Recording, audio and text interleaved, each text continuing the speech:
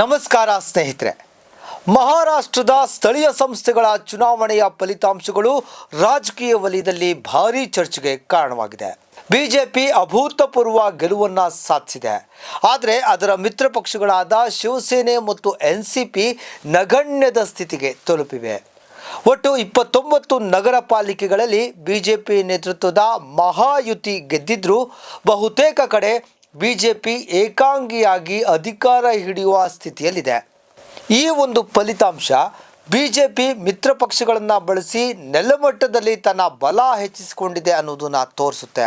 ಅಷ್ಟೇ ಅಲ್ಲ, ಬಳಿಕ ಅದೇ ಪಕ್ಷಗಳನ್ನು ಹಿಂದಿಕ್ಕಿದೆ. ಪ್ರಾದೇಶಿಕ ಪಕ್ಷಗಳ ಅಸ್ತಿತ್ವವನ್ನೇ ಈ ಬಿಜೆಪಿ ಕಿತ್ಕೊಳ್ತಾ ಇದೆ. ಮುಂಬೈ, ಥಾಣೆ, ಕಲ್ಯಾಣ್, ಡೋಂಬಿವಲಿ ಶಿವಸೇನೆಯ ಭದ್ರಕೋಟೆಗಳು ಇವತ್ತು ಬಿಜೆಪಿಯ ಕೈಯಲ್ಲಿದೆ.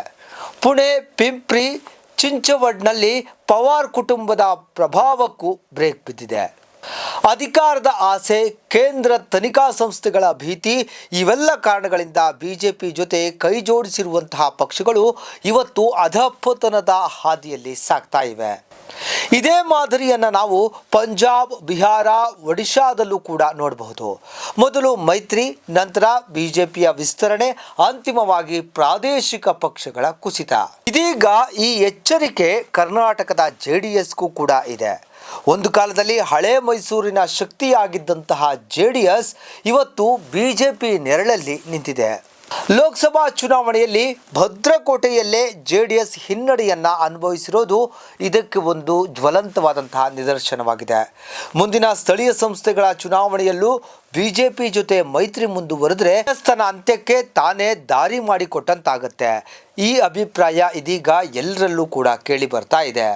ಬಿಜೆಪಿ JDS ಅನ್ನು ಒಕ್ಕಲಿಗ ಮತಗಳಿಗಾಗಿ ಬಳಸ್ಕೊಳ್ತಾ ಇದೆ. ಸಂಘಟನಾ ಬಲ, ಕೇಂದ್ರದ ಅಧಿಕಾರ, ಮೋದಿ, ಶಾ ಅವರ ಆಕರ್ಷಣೆ ಬಿಜೆಪಿಗೆ ಲಾಭವಾಗ್ತಾ ಇದೆ.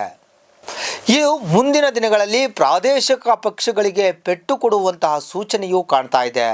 ಈಗಲೂ ಕೂಡ ಕಾಲ ಮಿಂಚಿಲ್ಲ. JDS ಎಚ್ಚೆತ್ತುಕೊಳ್ಳಬೇಕು, ಸ್ಥಳೀಯ ನಾಯಕತ್ವವನ್ನು ಬೆಳೆಸಬೇಕು, ಕಾರ್ಯಕರ್ತರಿಗೆ ಅವಕಾಶ ಕೊಡಬೇಕು, ಸ್ವತಂತ್ರವಾದಂತಹ ಗುರುತೊಂದನ್ನು ಉಳಿಸ್ಕೊಳ್ಬೇಕು.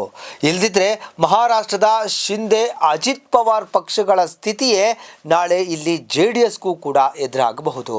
ಈಗಲೇ JDS ಪಕ್ಷ ಎಚ್ಚೆತ್ತು ತನ್ನ ಅಸ್ತಿತ್ವವನ್ನು ಉಳಿಸಿಕೊಳ್ಳೋ ಕಡೆ ಹೆಜ್ಜೆಯನ್ನು ಹಾಕಬೇಕಾಗಿದೆ.